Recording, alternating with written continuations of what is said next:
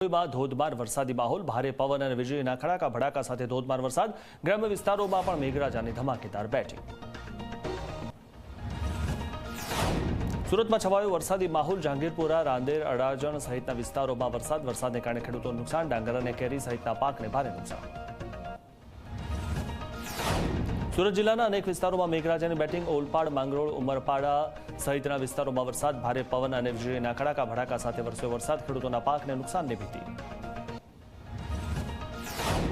વાપીમાં મોડી રાત્રે વાતાવરણમાં પલટો, ભારે પવન સાથે વરસાદ વરસતા વૃક્ષ ધરાશયી, વરસાદી માહોલના કારણે વીજપોલ ધરાશયી, અનેક વિસ્તારમાં વીજ પુરવઠો ખોરવાતા લોકોને હાલાકી.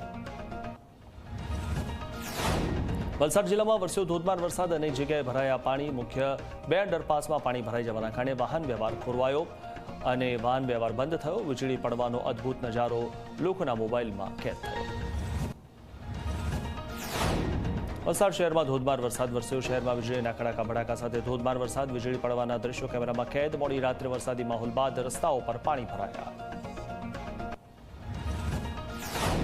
અમરેલીના રાજુલાના કોસ્ટલ બેલેટ વિસ્તારમાં વરસાદી માહોલ, ડુંગર, માંડલ, ડોળિયા, બાલાપર સહિતના વિસ્તારોમાં પવન સાથે વરસાદ વરસ્યો, વરસાદને કારણે વાતાવરણમાં ઠંડક. નવસારીમાં 2 દિવસના વિરામ બાદ વરસાદ વરસ્યો, ભારે પવન સાથે વરસાદ થતા વાતાવરણમાં ઠંડક. નવસારી, ગણદેવી, ચીખલી સહિતના વિસ્તારમાં પવન સાથે વરસાદ, કમોસમી વરસાદને કારણે ખેતીમાં નુકસાનની ભીતિ. ભાવનગરના જેસરમાં વરસાદી માહોલ છવાયો, શહેર અને ગ્રામ્ય વિસ્તારમાં ધોધમાર વરસાદ વરસ્યો. શાંતિનગર, કોટા, મોઈ, બિલા અને તાતણિયામાં વરસાદ થયો, ભારે વરસાદને કારણે પાકમાં નુકસાનની ભીતિ.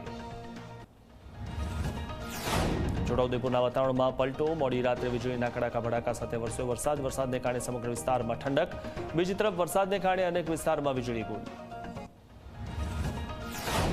છોટાઉદેપુરથી અલીરાજપુર નેશનલ હાઈવે 56 પર અંબાલા ખાતે રસ્તા વચ્ચે વૃક્ષ પડ્યું, રસ્તા વચ્ચે વૃક્ષ પડતા રસ્તો બંધ. વન વિભાગ અને સ્થાનિક લોકોએ વૃક્ષ કાપીને વૃક્ષ હટાવવાની કામગીરી કરી. ભારે પવન સાથે પડેલા વરસાદમાં વૃક્ષ ધરાશયી થયું. સુરતમાં ડાંગર પકવતા ખેડૂતોમાં કમોસમી વરસાદને લઈને ચિંતા, સૂકવેલો ડાંગર ફરી પલળવાની ભીતિ. ડાંગર મંડળીમાં જમા કરાવવા માટે લાંબી કતાર. અગાઉ કમોસમી વરસાદના કારણે ખેડૂતોને થયું હતું મોટા પાયે નુકસાન.